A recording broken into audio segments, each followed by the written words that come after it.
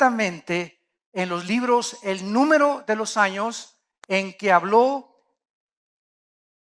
Jehová al profeta Jeremías que habían de cumplirse las desolaciones de Jerusalén en 70 años. Daniel entonces está leyendo esto y Daniel está consumido por conocer el plan de Dios. Qué interesante que en esta época en que estamos viviendo podríamos ver una similaridad con los tiempos de Daniel. ¿Por qué? Porque leyendo nosotros las profecías para los últimos tiempos, ya no de Israel, sino de la iglesia, nos descubrimos exactamente que nos encontramos al final de la historia de la iglesia. Todas estas cosas que están pasando en el mundo geográfico, en el mundo ecológico, en el mundo político, religioso, filosófico, apuntan hacia el fin de la historia humana. Lo que está pasando en el Medio Oriente, donde ya el movimiento musulmán radical está a punto de destruir la monarquía de Arabia Saudita y de Jordania y extender otra vez el Islam por todo el Medio Oriente, dominar el petróleo tal como la Biblia lo dice que sucederá antes de que Cristo regresara. El edicto que hace 2 días, 26 de junio, la Suprema Corte de Justicia, dirigida por 9 jueces, 6 jueces votan en que se legisle a nivel nacional los matrimonios gays. 6 a favor, 3 en contra, ganaron los 6 jueces. ¿Y esto qué significa? Significa lo siguiente, que si Dios no juzga a los Estados Unidos de Norteamérica, le va a tener que pedir perdón a Sodoma y Gomorra. Esto significa que hemos llegado al fin de la sociedad. Porque el fundamento y la piedra angular de cualquier sociedad es el matrimonio y la familia.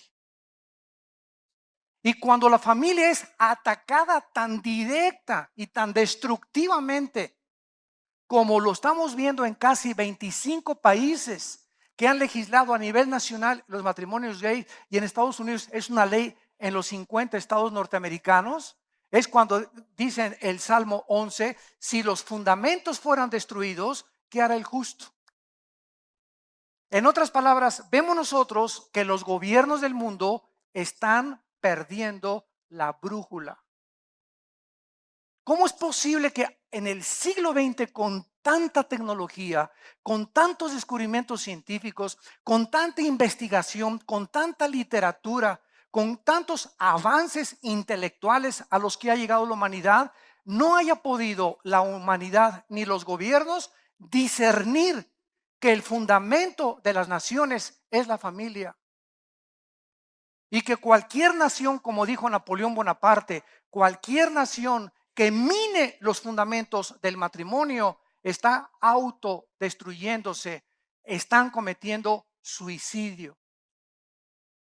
Nadie quisiera matarse a sí mismo, pero las acciones morales de todos los imperios del pasado, asirios, sumerios, babilónicos, medos persa, griegos, romanos, todos los imperios del pasado nos dan testimonio que el factor común denominador que causó el derrumbamiento de los imperios no fue la falta de educación, no fue demasiada pobreza, no fue cuestión política, fue cuestiones morales. Es la inmoralidad el factor común que derriba el carácter individual del ser humano, de un matrimonio y de una nación. Porque la moral y los principios y las convicciones morales es lo que te mantiene de pie para que no sea afectada tu salud psíquica. ¿Y cómo es posible, verdad? Nos podemos preguntar que los gobiernos y los políticos hayan perdido la brújula al grado tal de creer. Esto es irracional, como dicen romanos, profesando ser sabios. Son unos necios. ¿Cómo es posible que podamos creer que vamos a sobrevivir? ¿Qué va a pasar en 10 años? ¿Dónde van a nacer los niños entonces? ¿A quién se los van a encargar? La naturaleza misma no nos ve, no, jamás has visto a un león con un león, ni una leona arriba de otra leona, ni un tiburón con otro tiburón, ni un perro con un perro, ni una perra con una perra. La misma naturaleza nos muestra que el nivel en el que el ser humano está en los animales es así. Fuimos creados a imagen y semejanza de Dios. Los animales están aquí y ahorita hemos bajado a un nivel más bajo que los animales, porque ni los animales hacen esto. Hemos roto las leyes de la naturaleza. ¿Y cuál es el objetivo? Hacerle creer a la humanidad y a la sociedad que es normal. Y no es normal. La Biblia dice que es pecado. Y que por este pecado, Sodoma y Gomorra, Dios los destruyó con el fuego. Así que nos encontramos en un punto, ¿verdad?, en el que estamos viendo que estamos ahora sí al final de la historia. Este es el síntoma más grande de descomposición de una sociedad. La sociedad puede ser pobre, puede haber gobierno monárquico, puede haber una dictadura, puede haber democracia, puede ser fascista, puede ser nazi, puede ser comunista la sociedad, lo que tú quieras, mientras haya familias que se mantengan unidas y matrimonios que entiendan la santidad del matrimonio, hay esperanza. Pero ahorita esas esperanzas ante nuestros ojos se están desmoronando. Y ahorita nosotros somos la única luz del mundo. La única luz que existe ahorita eres tú y tú y tú y tú en tu casa, en tu trabajo, con tus amigos, con tus estudiantes. Vamos en contra de las disposiciones del mundo y decimos esto es pecado. Esto no lo acepta Dios. Esto lo va Dios a condenar tarde o temprano y tenemos que ser fieles hasta la muerte, para que seas llevado con la corona de la vida. Pero es el tiempo de pelear, el tiempo de hacer valer los valores, el tiempo de mostrarle a la sociedad que nos encontramos en un punto de descomposición social. Hay 17 millones de sitios pornográficos en internet. Y todo esto no sucedió de la noche a la mañana. ¿Cuándo comenzó la descomposición social? En la década de los 60. En los 60 matan al presidente Kennedy, en los 60 matan a Martin Luther King, en los 60 surge el grupo marihuano de los Beatles, en los 60 surgen Elvis Presley, en el 60 surgen Judas Priest, los Rolling Stones, con drogas, con el LSD, envolviéndolo por todo la juventud. En los 60 viene el movimiento de los primeros gays, donde el actor más guapo de Hollywood, Rock Hudson, reconoce al final de su vida que es homosexual. Y después vienen los 70s y entonces viene la revolución sexual, donde un hombre con 5 mujeres, los jóvenes peace and love, hagamos el amor, no la guerra. Comienzan a surgir niños de esa generación de los 60, 70 sin un papá, sin una mamá. En los 80s el 60% de las mujeres en Norteamérica trabajaban, comenzaron a entregar a los niños a las guarderías infantiles. Viene la revolución de las computadoras, del internet, del chip, de la época cibernética. El hombre cada vez se ensoberbece más, la tecnología, la ciencia, etcétera, etcétera. Llegamos al año 2000, viene el ataque contra las Torres Gemelas, donde Dios dice: esas torres que representan el poder económico y el Pentágono que representa el poder militar, los voy a destruir para que se vuelvan a mí. 4 meses la gente buscó las iglesias, llenó las iglesias y se olvidaron de Dios. 7 años después, 2008, viene la caída de la bolsa de Wall Street, 777 puntos. Y 7 años después, que no es coincidencia, en el 2015 está profetizado en la Biblia la Shemitah, que es el tiempo de Tishri del mes judío, que es ahora en septiembre, cuando puede suceder una catástrofe, y de acuerdo a las lunas rojas también. Y nos preocupa, y le pedimos a Dios cuentas: ¿por qué Dios manda tsunamis? ¿Por qué terremotos? ¿Por qué aquello? ¿Por qué esto y el otro? ¿Por qué? Porque nos estamos descomponiendo moralmente. Y Dios tiene que juzgar el pecado, lo juzgó en la cruz. Y tiene forzosamente que juzgar el pecado. Y cuando la sociedad se corrompe, Dios tiene que destruirla para levantar una sociedad nueva. ¿Qué es lo que va a hacer con nosotros en el reino milenial cuando Jesucristo regrese? Pero el mundo, de acuerdo a la Biblia, se encuentra ya en la mera orillita, en la mera orilla de su autodestrucción. Y es el punto en el que nosotros, al consultar la Biblia, le debemos decir a Dios: Señor, salva a mi familia. Voy a luchar estos últimos meses o semanas que nos quedan, o años que nos pueda dar el Señor en su misericordia de vida, para salvar a mi familia. Y esto fue lo que Daniel hizo hace 2500 años. Comenzó a orar a Dios, y vamos a analizar esta oración, de qué forma él puede volcar su corazón y estar conmovido en las fibras más íntimas de su alma, Daniel, para pedirle a Dios iluminación. Y es lo que necesitamos ahorita los cristianos. Escúchenme, la Biblia es un libro que está completamente revelado. O sea, la revelación bíblica está completa y sellada. Está sellado, así acaba el Apocalipsis. Nadie le puede agregar nada ni quitarle nada. Entonces, cualquier persona que se atreva a decir: pues el presidente de Ecuador va a ser una mujer, y yo profetizo estas cosas que por allá, cualquier persona que se atreva, escúchenme, a decir algo acerca del futuro, se ha endiosado. Porque solo Dios conoce el futuro, solo Él conoce el futuro, y todo lo que Él quiera revelarnos del futuro ya está escrito aquí. A la ley y al testimonio, son las escrituras, la palabra de Dios, a la cual haríamos bien en estar atentos.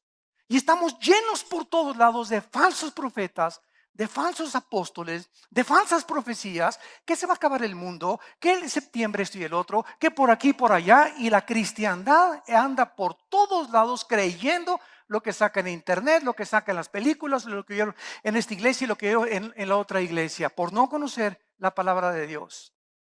La revelación está completa, necesitamos iluminación en lo que ya está revelado. Que el Espíritu Santo nos ilumine conforme los acontecimientos se van desarrollando en los últimos tiempos, y entendamos en la época que estamos, lo que está pasando en Medio Oriente, en Corea del Norte, en la China, la caída económica de Estados Unidos en estas semanas, la caída de Europa en la económica, y que a través de toda esta situación de confusión teológica, humanista, política y religiosa, es cuando surge el anticristo. Hitler surgió en Alemania cuando Alemania estaba pobre después de la Primera Guerra Mundial, cuando el comunismo estaba a punto de conquistar Alemania, cuando no había trabajo, y surgió un hombre que fue elegido democráticamente, Adolfo Hitler, y entonces sacó a los comunistas de Alemania, creó la Volkswagen, el Porsche, Fernando Porsche, y comenzó a restituir la sociedad. Y los alemanes, 85 millones de alemanes, levantaron la mano y gritaron: Heil Hitler. Y detrás de las cortinas, Hitler estaba asesinando a más de 6 millones de seres humanos. Al acabar la guerra, los mismos alemanes nunca supieron el monstruo que tenían como dictador. Y el anticristo surgirá con las mismas características, como un pacificador. Resolverá la crisis de Grecia ahorita, que está a punto de ser sacada de la eurozona, que le debe 1,5 billones de euros al Fondo Monetario Internacional. Va a sacar de la pobreza a Portugal, a Italia, a España. Va a restituir la paz en el Medio Oriente, y el mundo va a levantar sus manos. Y los musulmanes, cuando el anticristo surja, el Islam, como dijo el expresidente de Irán, Ahmadinejad, en las Naciones Unidas, está a punto de surgir el Mahdi. Y cuando es el Mesías que los musulmanes esperan, cuando el anticristo surja, para los musulmanes es el Mesías que esperan ellos. Y estamos en ese punto exacto de la historia bíblica. Para que despiertes ya, te arrepientas de tus pecados y tomes a Dios en serio. Porque muchos en aquel día me dirán: Señor, Señor, hice milagros, hablé lenguas, profeticé. Mateo 7, y dirá Dios: nunca te conocí. El cristiano no es conocido por los dones, sino por el fruto. Él viene a buscar fruto en nosotros. Y todo ese evangelio que se predica ahorita de peace and love, y el campeón que traes dentro, y todo te va a ir bien, y por aquí por allá, es un evangelio que está desapareciendo. El mensaje ahorita es el profético. Arrepiéntanse porque vienen los juicios de Dios sobre el mundo.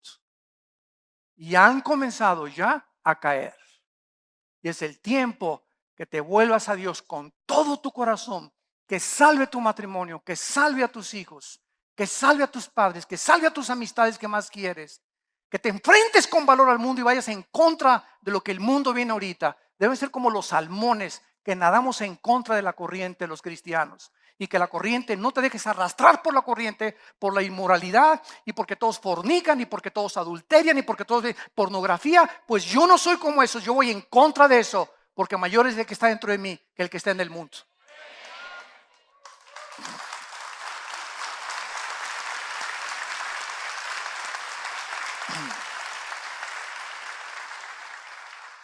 Dice Daniel 9, versículo 3, y volví mi rostro a Dios, al Señor, buscándole en oración y ruego. Esta palabra oración, hay varias palabras en el hebreo para orar. Y la palabra que se usa aquí en el hebreo es muy interesante porque es la palabra tepilá, con T de tío y P de papá. Tepilá, que significa intercesión.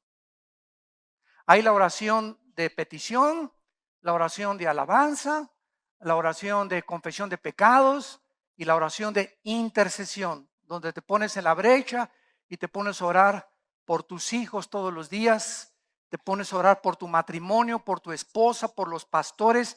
Siempre, escuchen, siempre que un cristiano en su tiempo de oración le dedica 3 o 4 o 5 o 10 minutos a orar por otras personas, no se imaginan cómo los bendice Dios. Porque te estás despegando de ti mismo y de tus intereses y estás pensando en otras personas. Esto lo encontramos claramente en el libro de Job. Al acabar el libro de Job, Dios le dice a estas personas, a los filósofos que acusaban a Job de que por sus pecados le había venido este juicio de Dios, les dice Dios, Job va a orar por ustedes y perdonaré sus pecados. Y cuando Job ora por sus amigos, Dios le da 7 veces más a Job de lo que tenía antes. Lo único que no le repuso fue a la señora.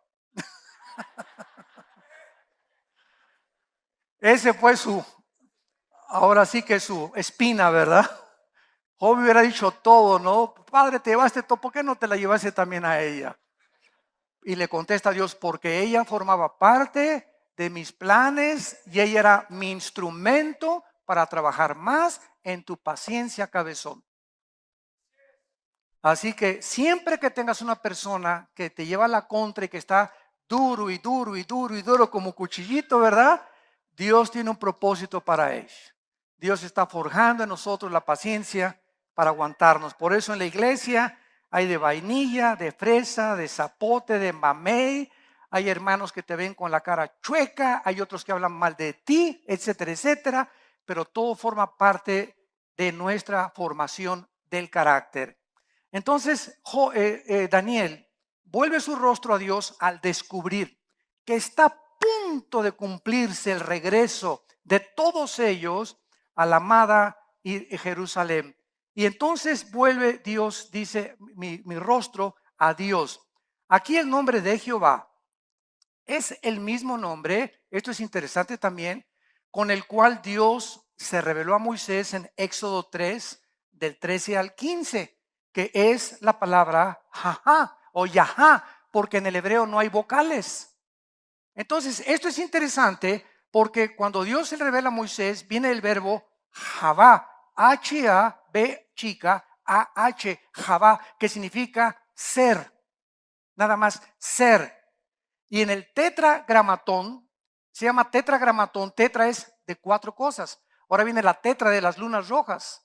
Fueron 4 lunas rojas en el 14 y ahora vienen 4 lunas rojas que ya fueron en abril y vienen 2 lunas más ahora en septiembre, que siempre están asociadas con problemas en Israel y el Medio Oriente graves. Y en 500 años ha habido solamente 4 tétradas. En 1482 cuando los judíos fueron expulsados de España. En 1948, cuando los judíos regresaron a Israel y los atacaron los árabes. 1967, la guerra de los 6 días, que los volvieron a atacar los árabes. Y la próxima es en el 2015, en septiembre de este año. En septiembre de este año. Por eso se llama tétradas, porque son 4. Entonces, cuando hablamos del tetragramatón, son las 4 consonantes que forman el nombre de Dios, que es la palabra Ehyeh, Asher, Ehyeh, que significa el que existe en sí mismo. ¿Qué nombre le podríamos poner a Dios? ¿Pancho? ¿Manuel? ¿Abraham? ¿Jacob? No habría ningún nombre que describiera quién es Dios. Entonces, cuando Moisés le dice, oye, ¿cómo te llamas? ¿Quién eres? ¿Qué le digo a mi pueblo? Y Dios le contesta, yo soy el que soy. O sea, para mí, ¿qué estaba diciendo Dios? Para mí no hay pasado, para mí no hay presente, para mí no hay futuro. Yo estoy en otra dimensión, Moisés, que ahorita no vas a entender, se lo voy a explicar. Le dijo Dios a Moisés, cuando vengan los apóstoles cientos de siglos después y expliquen Apocalipsis, vamos a entender un poco más la inmensidad de los pensamientos y los caminos de Dios. Vamos a entender que Él es un Dios fuera de nuestras 4 dimensiones y que Él no está limitado a nuestras dimensiones. Y que para poder entenderlo necesitamos que Él entre a nosotros en la persona del Espíritu Santo y que Él nos comience a enseñar en la Biblia sus pensamientos y sus caminos. Aquellos que viven cerca de Él. Y este es el tiempo de todos los que viven cerca de Dios, que Dios los va a iluminar y les va a mostrar el camino que tu familia debe tomar, tu trabajo, las decisiones que tienes que tomar, si tienes que comprar esto o no tienes que comprar aquello, si te casas o no te casas, si te casas bien o te casas mal, si haces ese negocio o no haces ese negocio. Ahorita es el tiempo de buscar a Dios con todo nuestro corazón para no perder la brújula. Muy bien, veamos lo primero que hace Daniel en el versículo 4 en adelante. Y oré a Jehová mi Dios e hice confesión. Fue lo primero, nótenlo ustedes, lo primero que hace David al acercarse a Dios es confesar los pecados. Y en este caso, él se pone en la brecha como intercesor por los pecados de Israel. Él confiesa 5 pecados del versículo del 5 al 8, que son la rebelión, el rechazo a su palabra, versículo 5, no quisieron oír a sus profetas, versículo 6, fueron infieles a Dios, versículo 7, y los pecados de nosotros son siempre directamente contra Dios. Veamos cada uno de ellos. Comencemos con la confesión de pecados. Dice el versículo 5, entonces, versículo 4, oré a Dios e hice confesión. Hemos hecho impíamente y hemos sido rebeldes. Una de las primeras cosas que tenemos que entender cuando oramos y nos acercamos a Dios, ya sea para que le sane a tu hija, para que te sane a tu matrimonio, para que te ayude, para que te dé un trabajo, para que te abra la puerta aquí, para que te haga la puerta allá, lo primero que tenemos que entender es que esa entidad a la cual nos acercamos, que es el Dios de Abraham, Isaac y Jacob, el Dios de la Biblia, el Dios de Jesucristo, es un Dios santo. Y Él ama esa santidad. Cuando esa convicción está en tu vida y entiendes esta verdad, al acercarte a Dios en la oración, no te acercas así, Señor, por favor, ay, pastor, ayúdeme, ay, ya no puedo con mi vida. Lo primero que tienes que entender es que todo aquello que descompone nuestra vida, todo aquello que descompone nuestra salud psíquica o mental, todo aquello que nos causa problemas en la vida, siempre tendrá una raíz: el pecado. El pecado. Entonces, es muy difícil muchas veces reconocer nuestros propios pecados. Yo lo reconozco. Es lo que dice el Salmo 19 de David. ¿Quién reconocerá sus propios pecados? Y le pide a Dios, líbrame de los que me son ocultos. Todos nosotros de alguna manera tenemos algo que nosotros no podemos ver.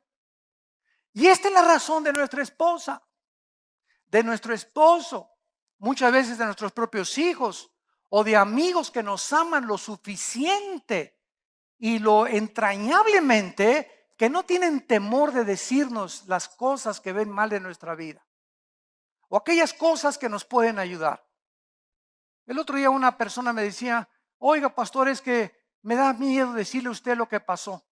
Y le digo, mira, si tú sabes algo que sea en contra del reino de Dios o en contra de la iglesia, o conoces a alguien que está hablando contra un líder, o conoces a alguien que se robó algo de la iglesia y tú no lo confiesas o se lo dices al pastor o a la persona responsable, dicen en mi tierra, tanto peca el que mata la vaca como el que estira la pata.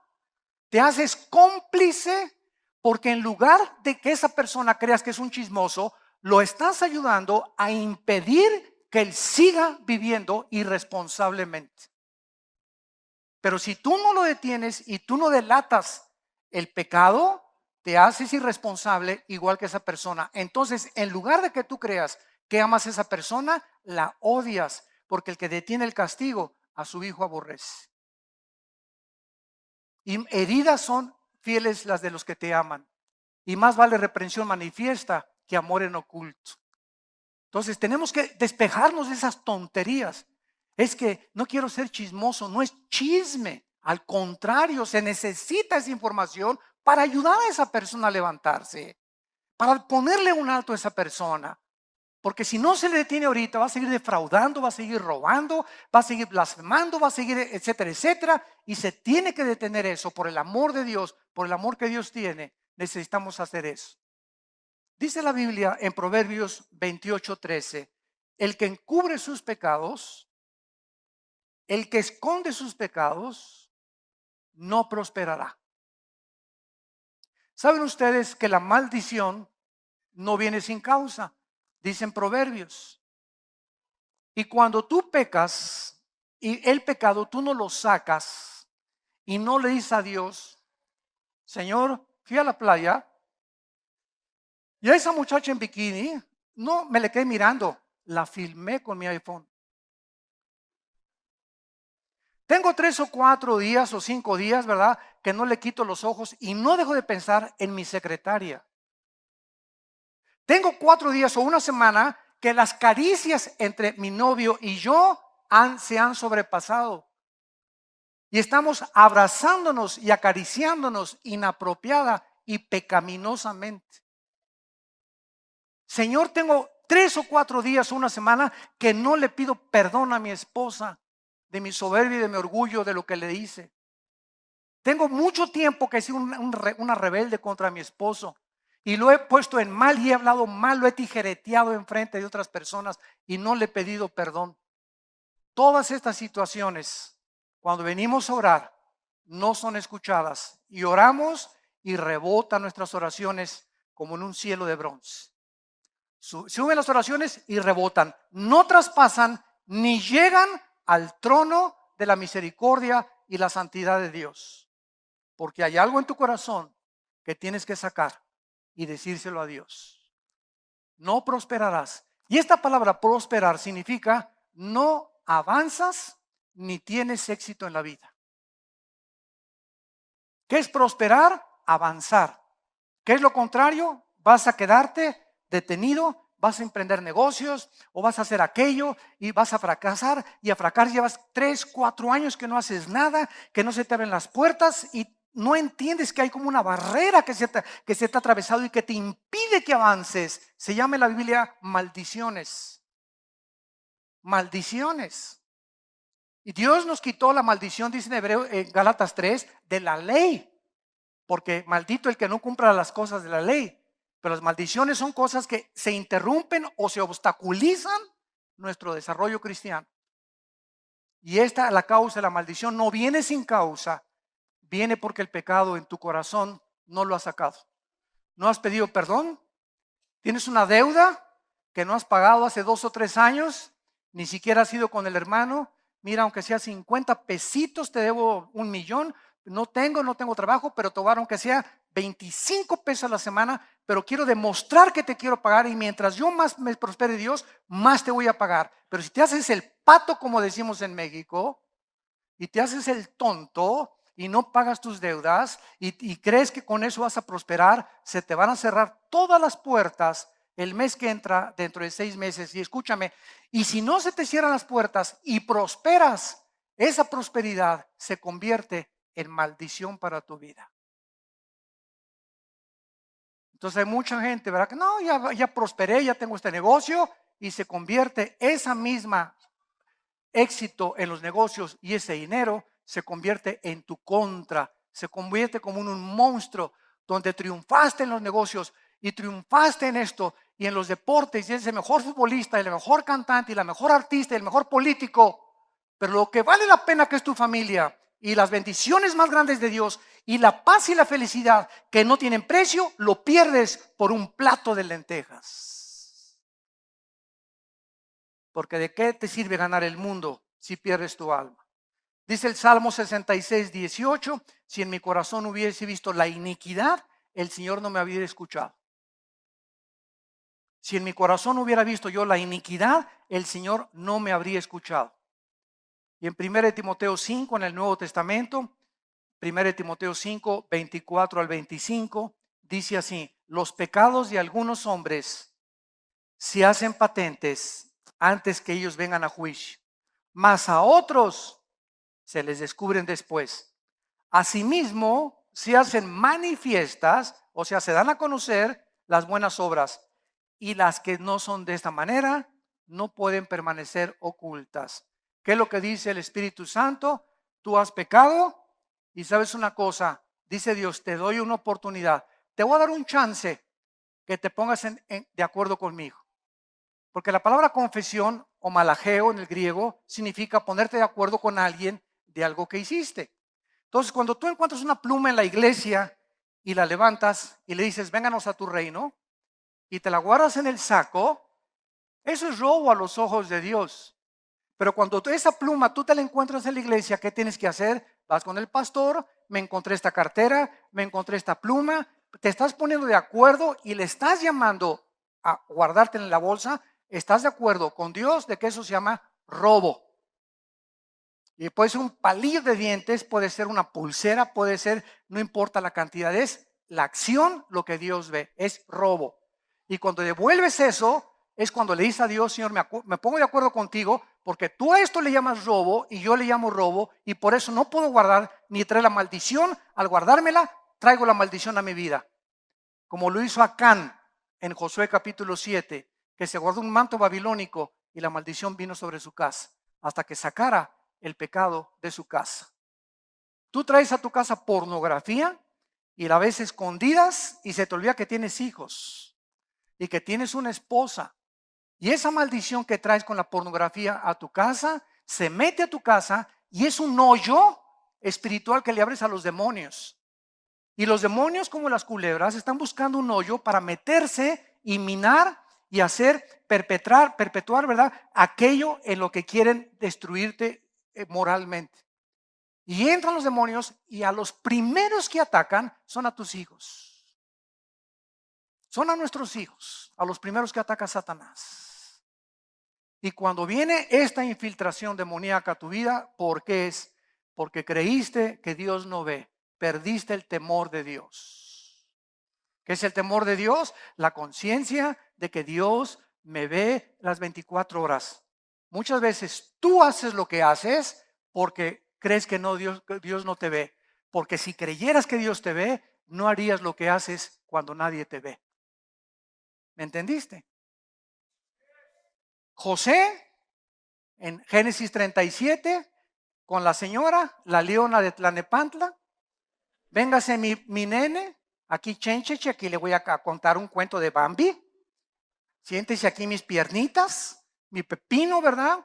Como ahorita, ¿verdad? Las señoras grandes andan buscando chamaquitos, ya volvió el mismo espíritu, ¿verdad? De seducción. Señoras ya grandes de que llevan 15, 20 años y andan buscando chamaquitos porque ahora ese espíritu ha regresado otra vez al mundo y a la sociedad. Y José le dijo, ¿verdad? No había nadie, no había cámaras, no había Polaroid, no había ninguna tecnología de la que hay ahorita, y rehusó José acostarse con esta señora, aunque nadie los veía, porque él dijo, temo a Dios. Y Dios nos prueba, quiero decirles que Dios nos prueba. Cuando llegas a ese hotel y viajas y nadie te ve, ¿qué películas rentas? ¿Qué películas ves? Nadie está contigo. Tu esposa está lejos, tus hijos también. ¿Qué coqueteos haces con tu secretario, con mujeres, cuando nadie te ve? Yo conozco hombres casados que se acercan a una muchacha y le dicen, qué guapa estás. Estás como quieres. Digo, ni siquiera a tu esposa le dices eso. Y esas palabras implican adulterio espiritual. Porque no tiene un hombre casado por qué alabar ni decirle a ninguna mujer, sobre todo joven, qué guapa estás o estás como quieres. Porque estás humillando a tu esposa y los demonios te dicen, alabío, alabao, alabim bomba. En segundo lugar, en el versículo 5, encontramos de Daniel capítulo 9, el rechazo a su palabra. Dice así, hemos pecado, hemos cometido iniquidad, hemos hecho impíamente, hemos sido rebeldes y nos hemos apartado de tus mandamientos y de tus ordenanzas. Esta es la forma como comienza la apostasía, cuando comenzamos a alejarnos de este libro. No levantes la mano. Si tú ahorita te sientes desanimado, sin fuerzas, decepcionado, desilusionada, cansado, sin ganas ya de luchar por nada, tiene una raíz. Te has separado del Señor.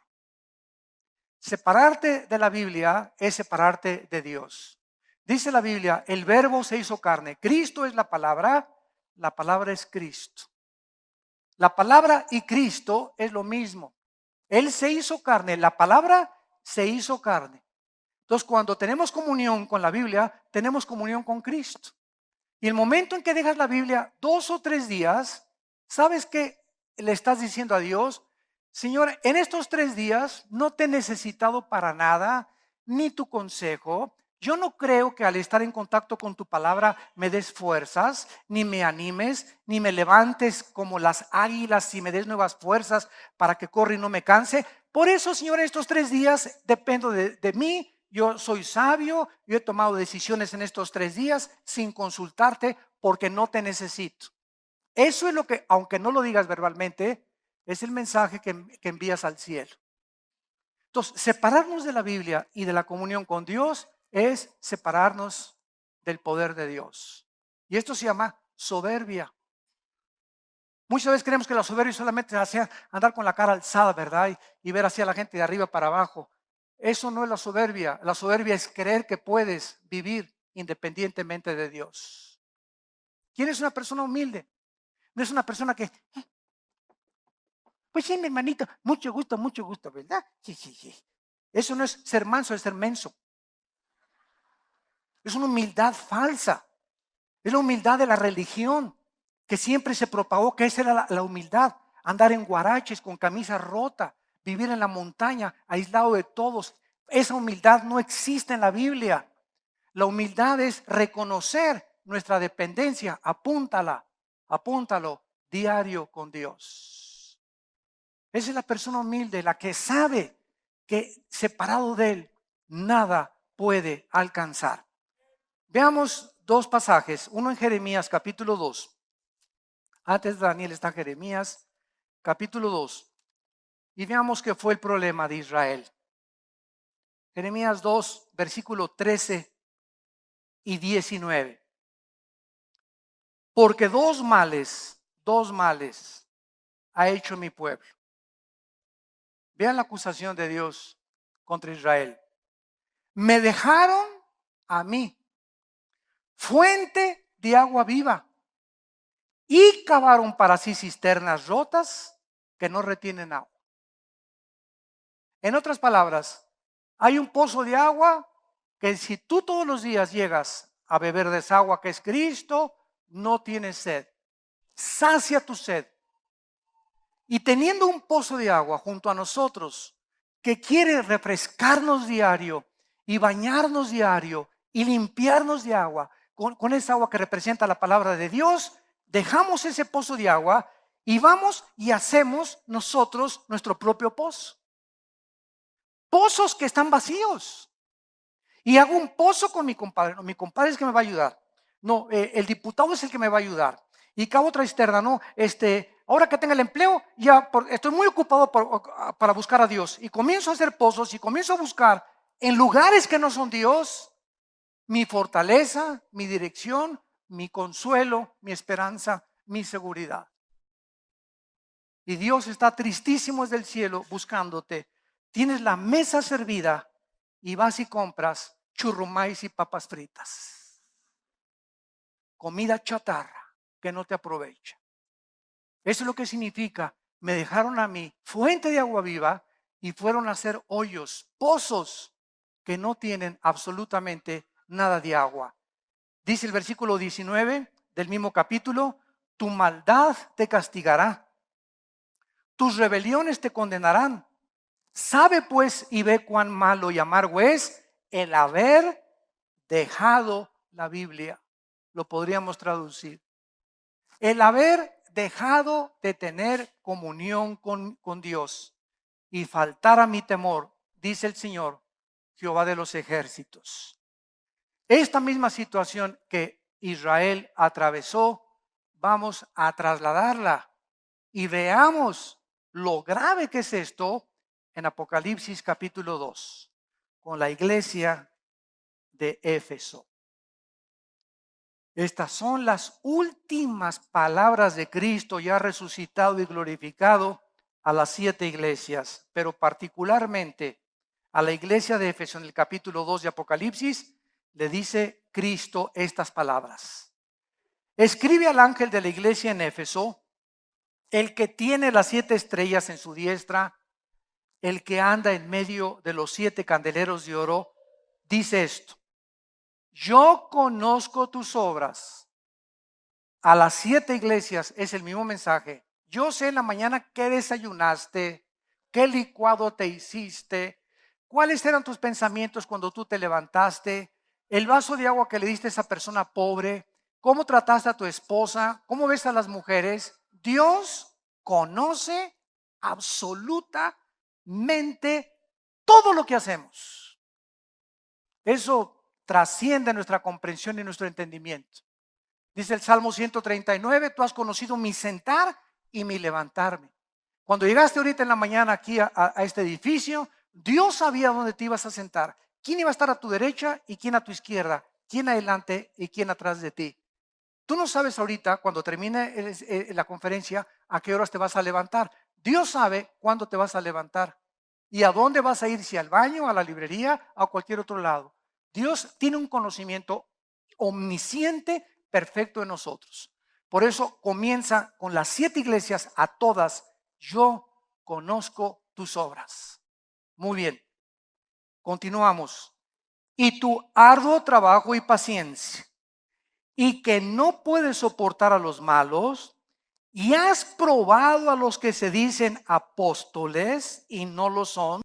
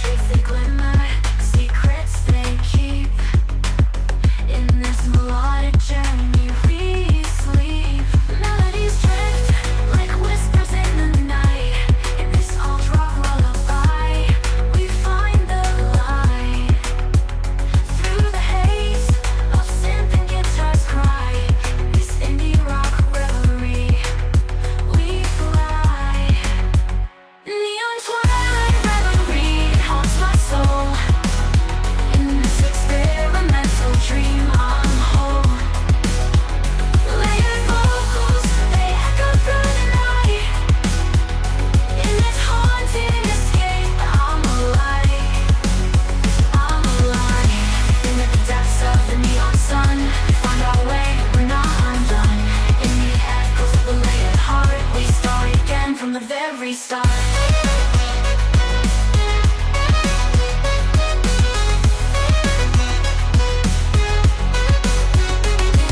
Twilight reverie, it haunts my soul. In this experimental dream, I'm whole. Layered voice.